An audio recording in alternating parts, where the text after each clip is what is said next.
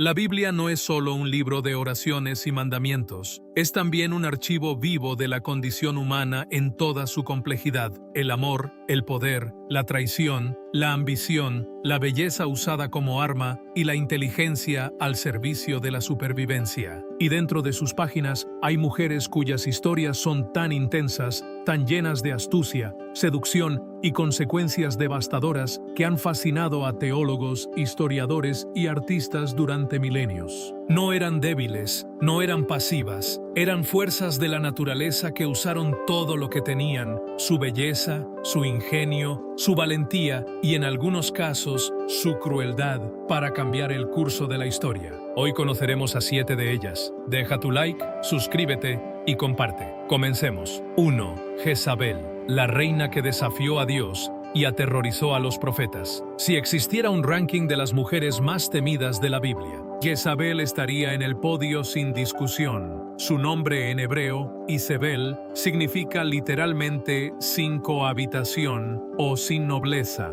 aunque otras interpretaciones lo traducen como el Baal es el príncipe.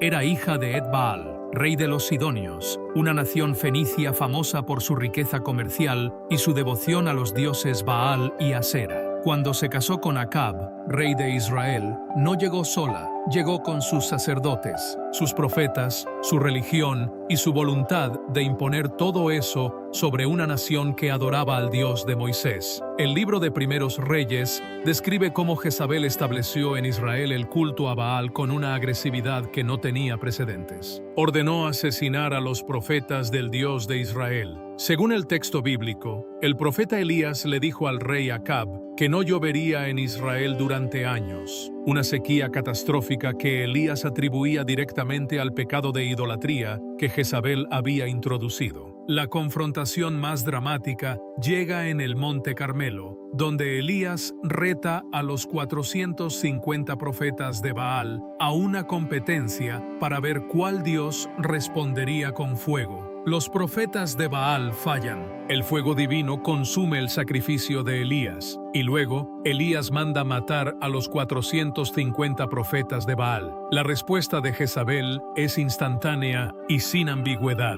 Le manda un mensaje a Elías diciéndole que al día siguiente él estará tan muerto como sus profetas. Elías, el mismo hombre que acababa de hacer descender fuego del cielo, huye aterrado al desierto. Eso nos dice algo sobre la reputación de Jezabel. Pero quizás el episodio más revelador de su carácter es el caso de Nabot y su viña. Nabot era un israelita que tenía una viña junto al palacio del rey Acab. Acab quería la viña. Nabot se negó a venderla porque era herencia de sus padres, y la ley israelita protegía ese derecho. Acab, frustrado, se fue a su cama a sulcar. Jezabel, al ver a su marido deprimido, le preguntó qué pasaba. Cuando Acab le explicó, Jezabel, con un desprecio total por la ley israelita, le dijo: ¿acaso no eres tú rey sobre Israel? Y acto seguido, usó el sello real para fabricar acusaciones falsas contra Nabot, consiguió testigos falsos, logró que lo condenaran a muerte por blasfemia y le entregó la viña a Acab.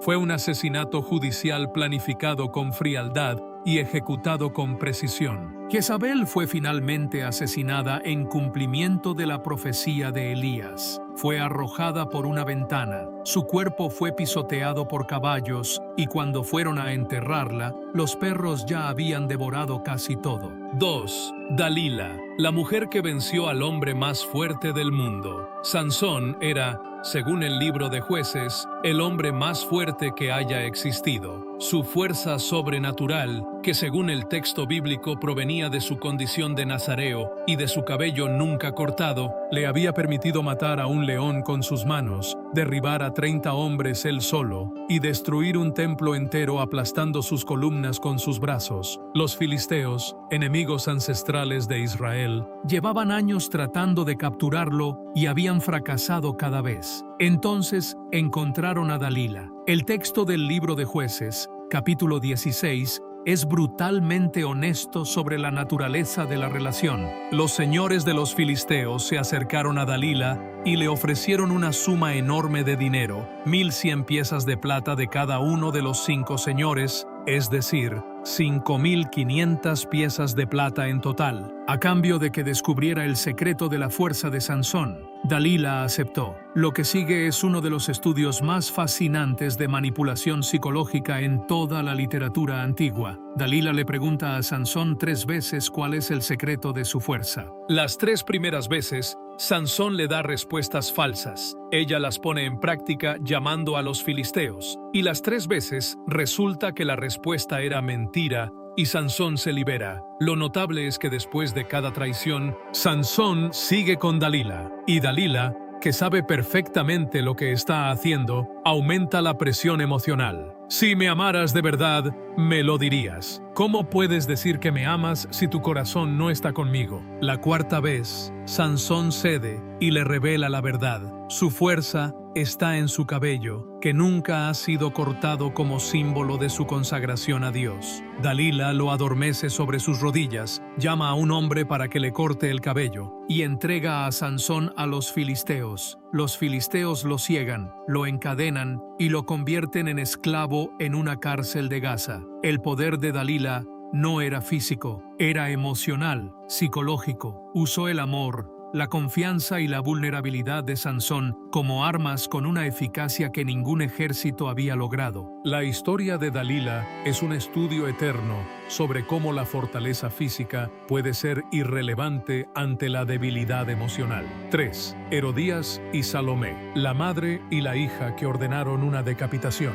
Esta historia involucra a 2 mujeres cuyas acciones combinadas resultaron en uno de los asesinatos más dramáticos del Nuevo Testamento, la decapitación de Juan el Bautista. Herodías era la esposa de Herodes Antipas, el gobernante de Galilea. Pero el problema era que antes había sido la esposa del hermano de Herodes, un hombre llamado Filipo. Juan el Bautista, el profeta que había bautizado a Jesús y que gozaba de enorme popularidad entre el pueblo, había denunciado públicamente esta unión como ilegal según la ley judía, argumentando que Herodes no podía casarse con la esposa de su hermano vivo. Esa denuncia pública le costó la libertad. Herodes lo encarceló, pero no se atrevía a matarlo porque la gente lo consideraba un profeta. Herodías, sin embargo, quería su cabeza y esperó su momento. El momento llegó durante el banquete de cumpleaños de Herodes. Su hija Salomé, cuyo nombre no aparece en los evangelios, pero sí en los escritos del historiador Flavio Josefo, bailó ante Herodes y sus invitados de una manera tan impresionante que Herodes, en un arrebato de generosidad pública y quizás de deseo, le prometió darle cualquier cosa que pidiera, hasta la mitad de su reino. Salomé fue a consultar a su madre, Herodías, que llevaba meses esperando exactamente esta oportunidad. Le dijo sin dudar: pide la cabeza de Juan el Bautista en un plato. Salomé volvió y pidió exactamente eso. Herodes quedó atrapado. Había hecho una promesa pública y no podía retractarse sin quedar humillado ante todos sus invitados. La cabeza de Juan fue traída en un plato y entregada a Salomé, quien se la dio a su madre. El relato muestra cómo Herodías usó a su propia hija como instrumento de venganza con una frialdad calculadora que hiela la sangre, y cómo el orgullo de un hombre poderoso, combinado con la manipulación de una mujer determinada, puede resultar en la muerte de un inocente. Juan el Bautista, de quien Jesús dijo que no había nacido de mujer ninguno mayor que él, murió no en batalla, sino como resultado de una trampa diseñada con precisión en un banquete de cumpleaños. Deja tu like, suscríbete y comparte. Antes de continuar con las siguientes mujeres, vale la pena detenerse un momento para reflexionar sobre algo importante.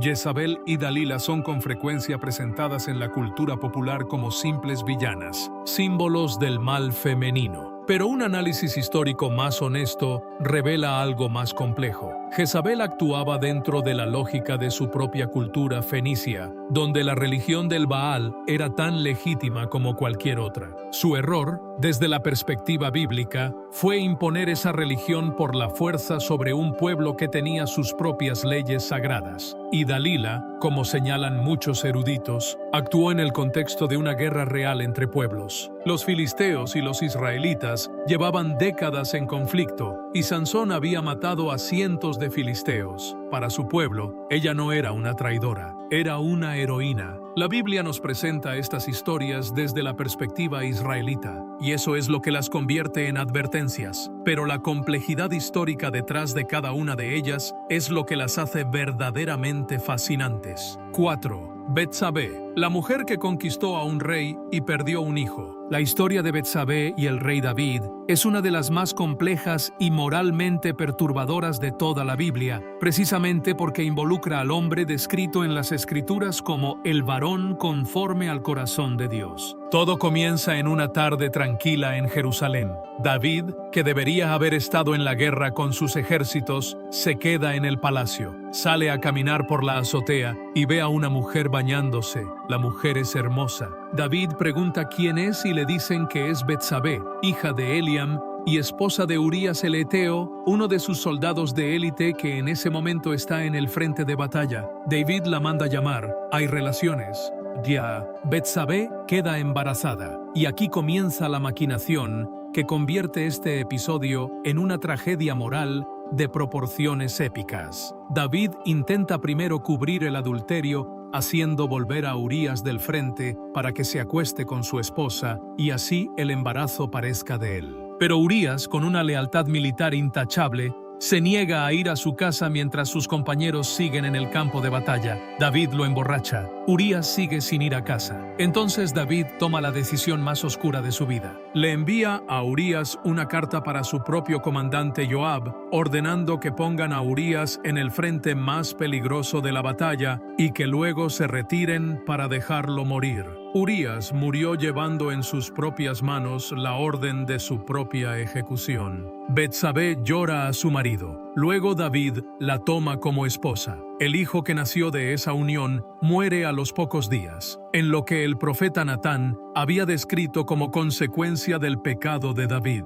Pero la historia de Betsabé no termina ahí. Años después, cuando David está viejo y sus hijos se disputan el trono, es Betsabé quien actúa con astucia política para asegurar que su hijo Salomón sea coronado rey. Con la ayuda del profeta Natán, se acerca al anciano David y le recuerda su promesa de que Salomón sería su sucesor, consiguiendo que David ordene la coronación de Salomón antes de morir. Betsabé pasó de ser víctima a ser la madre del hombre más sabio de la historia bíblica, y su influencia sobre el trono de Israel fue determinante. 5. Judith, la viuda que decapitó a un general y salvó a su pueblo. Si Dalila es el arquetipo de la mujer que usa la seducción como arma para destruir, Judith es su contrapartida heroica, la mujer que usa exactamente las mismas herramientas, la belleza, el engaño y la audacia, no para traicionar a su pueblo, sino para salvarlo.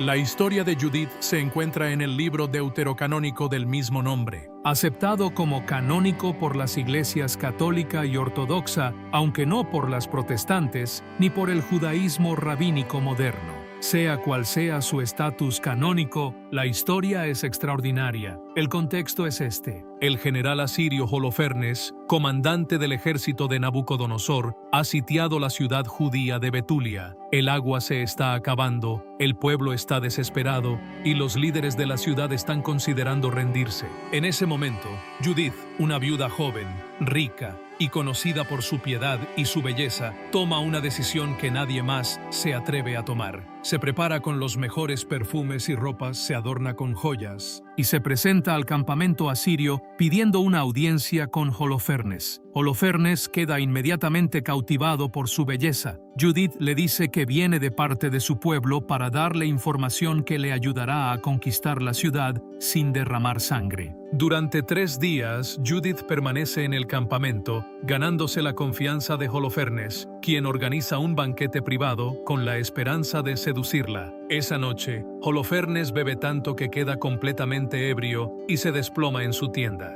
Judith toma su propia espada, le corta la cabeza con 2 golpes certeros, envuelve la cabeza en una bolsa y regresa a Betulia con su sirvienta. Al amanecer, los israelitas muestran la cabeza de Holofernes desde las murallas. El ejército asirio, sin su líder, entra en pánico y huye. Judith había salvado a su pueblo sola, sin ejércitos, sin armas propias, usando solo su inteligencia, su fe y su valentía. El libro de Judith termina con un himno de alabanza que la propia protagonista entona, un canto de victoria que celebra no solo la liberación de Betulia, sino el poder de Dios que actúa a través de los débiles para confundir a los poderosos. La figura de Judith tuvo un impacto cultural enorme. Fue representada por Miguel Ángel, Caravaggio, Artemisia Gentileschi, Donatello y cientos de otros artistas a lo largo de la historia del arte occidental. Su historia resuena especialmente en los períodos de opresión, en el Renacimiento, en la Reforma, y hoy porque en cada época hay personas que necesitan escuchar que el poder de la inteligencia y la fe puede vencer a la fuerza bruta de los ejércitos. 6. Lilith, la figura más oscura y más prohibida de la tradición bíblica. Lilith es, sin duda, la figura femenina más misteriosa y más debatida de toda la tradición judeo-cristiana. Su historia no aparece de forma explícita en el texto bíblico canónico, pero sí en tradiciones rabínicas antiguas que datan de los siglos V al X después de Cristo, particularmente en el alfabeto de Ben Sirá y en el Talmud de Babilonia. Según estas tradiciones, Lilith fue la primera esposa de Adán, creada al mismo tiempo que él y del mismo barro, antes de la creación de Eva. La tensión entre ambos surgió cuando Lilith se negó a someterse a Adán durante las relaciones sexuales, argumentando que ambos habían sido creados iguales y que ninguno debía estar por encima del otro. Ante la negativa de Adán de aceptar su igualdad, Lilith pronunció el nombre inefable de Dios, el Tetragrámaton, el nombre sagrado que no debía ser pronunciado, y voló lejos del jardín del Edén. Dios envió 3 ángeles a buscarla, Sambi, Sansambí y Semangelaf. Ellos la encontraron junto al Mar Rojo, donde según la leyenda había comenzado a engendrar una estirpe de demonios llamados Lilim. Los ángeles le dijeron que volviera o morirían 100 de sus hijos cada día. Lilith se negó a volver, aceptando las consecuencias pero nunca la sumisión. Esta figura se convirtió en un símbolo de terror en la cultura popular judía medieval. Se creía que Lilith acechaba a los recién nacidos y a las mujeres embarazadas, y que seducía a los hombres mientras dormían. Se hacían amuletos y se escribían los nombres de los 3 ángeles en las paredes de las habitaciones de los bebés para protegerlos de ella. La única mención posible de Lilith en la Biblia hebrea es en el libro de Isaías, capítulo 34, donde el texto hebreo usa la palabra Lilith para referirse a un demonio o criatura de la noche que habitará las ruinas de Edom. Fuera del texto bíblico, Lilith se convirtió en la mujer que nunca se sometió, que eligió el exilio y la maldición antes que la obediencia. 7. Potifar, la esposa que casi destruyó a José con una mentira. La última mujer de nuestra lista es identificada en la Biblia simplemente como la esposa de Potifar, sin nombre propio en el texto hebreo. Sin embargo, la tradición islámica la llama Zuleija, y su historia ha inspirado obras de arte, poesía y literatura durante milenios. Potifar era un oficial del faraón de Egipto, capitán de la guardia, un hombre de poder considerable. José, el hijo favorito de Jacob, había sido vendido como esclavo por sus propios hermanos y terminó en manos de Potifar, quien lo compró y lo puso a cargo de toda su casa. El texto del Génesis, capítulo 39, describe a José como un hombre hermoso de cuerpo y de rostro. La esposa de Potifar lo notó.